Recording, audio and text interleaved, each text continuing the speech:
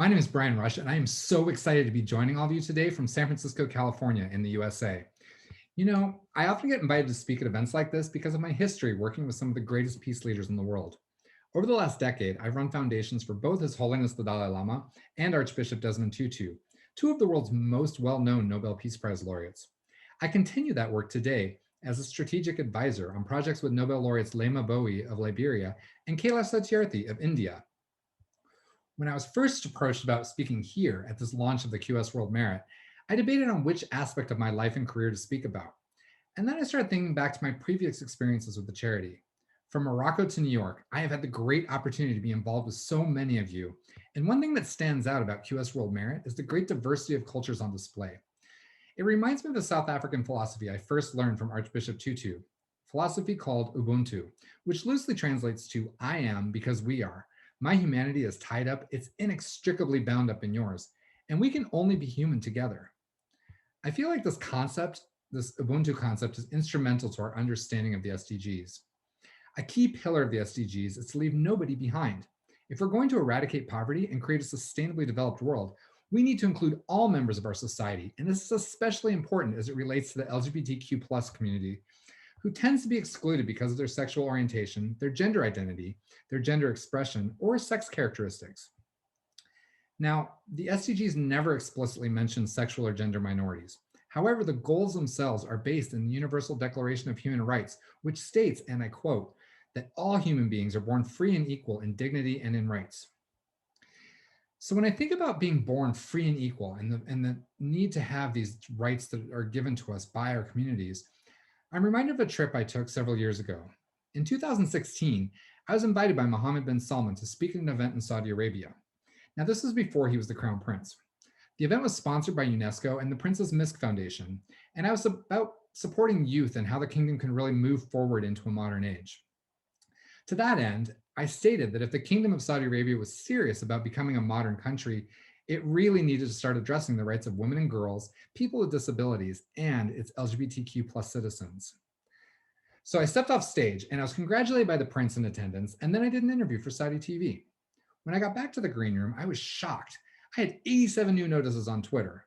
As I started scrolling through them, the responses were overwhelmingly positive. Gratitude that someone had finally called for gay rights in the kingdom. UNESCO picked up on the buzz, and they tweeted out a photo of myself and my husband with Archbishop and Mrs. Tutu. Now, at this point, I was exhausted and I really just wanted to take a nap, but my phone just kept sending me new notifications. Apparently, I'd really tapped into something there. That night, I flew out to Frankfurt, and when I landed, again, my phone notifications were blowing up, but this time they were different. I had hundreds and hundreds of calls for my death. The messages were including photos of me on stage, as well as personal photos that had been gleaned from my social media accounts. I have to admit, this experience was totally overwhelming for me because it was the first time in my life that I'd really experienced that level of vitriol just for being who I was. But something amazing came out of this experience. Youth that were in attendance reached out to me via Facebook and Twitter, Instagram and WhatsApp. Young people throughout the Middle East reached out to me to thank me. People who had been struggling with their sexuality and many who lived in areas where their lives would in fact be in danger if they were to come out, thanked me for being an example of someone living my life authentically. While Saudi Arabia is one example, the UN reports that the reality is that currently it is illegal to be LGBTQ plus in at least 72 countries, and in 5 countries, people who are identified as such can be put to death. We're at risk of harassment, hate speech, physical violence, and in many communities, LGBTQ plus citizens have a higher likelihood of homelessness, poverty, and poor health. Last year in the United States, there were more transgender murders reported since we started keeping records, and 20% of the hate crimes that are reported to the FBI are based on sexual orientation or gender identity. So when we explore the SDGs, how do we incorporate the rights of LGBTQ plus people into our work and programs? SDG 10 focuses on reducing inequalities within and among countries. Target 10.2 states that by 2030, we will empower and promote the social, economic, and political inclusion of all, irrespective of age, sex, or other status. Now, there are certain entities in the world that would seek to discriminate against us, and they argue that this other status does not include the LGBTQ plus community. However, it is commonly interpreted by most organizations that other status is meant to include the LGBTQ plus community. SDG 1 calls for eradicating poverty in all of its forms. Because of discrimination and exclusion, globally, the LGBTQ plus community is much more vulnerable to poverty than heterosexual people. SDG 4 seeks to ensure inclusive and equitable quality education and to promote lifelong learning opportunities for everyone.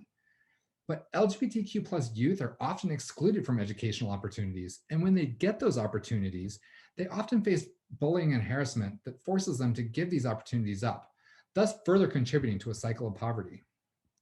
SDG 8 focuses on promoting inclusive economic growth, productive employment, and a decent work for all. Yet fewer than half of the countries in the world offer any protections whatsoever for LGBTQ plus individuals in the workplace, leaving much of the community exposed to both formal and informal measures of discrimination in the workplace. You know, not so long ago, I worked for an organization, and when I started, I was warned that I couldn't act too gay. Because if people that we were working with found out that I was gay, they would immediately stop working with us. This was super awkward for me for several reasons. First and foremost, never before in my life had I been asked to hide who I am. And I'll be honest, it just didn't feel right. I've been public out since I was 19 years old, and I've been happily married with my husband for 25 years. Now I was being asked to hide all of that and not talk about my life. And what exactly is too gay? The reality is, I don't act anyway. I'm just myself, and part of that includes being gay. But am I too gay? At the time, I was working on addressing a global issue that was unrelated to my personal sexuality, and so I decided that the good that would come from this partnership was worth being circumspect in my behavior and my language. I was wrong. Since then, I've moved on from that position, but for a variety of reasons, I can tell you that being asked to deny who I am is a major factor in my decision to leave. I made a commitment then and there that never again am I going to be anything other than my authentic self. If that means I lose clients, so be it. I've been blessed in my life to be given an amazing platform. I get to work with Nobel laureates and faith leaders and celebrities and political leaders from around the globe. And most importantly, I get to work with young people. And to be anything other than my authentic self, not only does it a disservice to me, but it does a disservice to all the LGBTQ plus people in the world who need a voice, who need us to stand fast in who we are.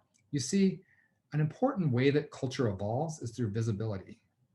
The only way we can really achieve eradication of poverty and reduce inequality and exclusion is by including the LGBTQ plus communities in our efforts and programs. We live in a beautifully diverse world, and we need to work together to value that diversity of the human experience so that every one of us can achieve our own vision of peace and prosperity. Now, as you're all moving forward into this awesome future that you're creating through QS World Merit, I ask you to do so by remaining authentic to yourself and by being allies to others who are being authentically themselves. Break out of your comfort zones and talk to people who are different than you. Find some common ground and take action. Remember Ubuntu. My humanity is bound up. It is inextricably tied up in yours, and we can only be human together. Thank you.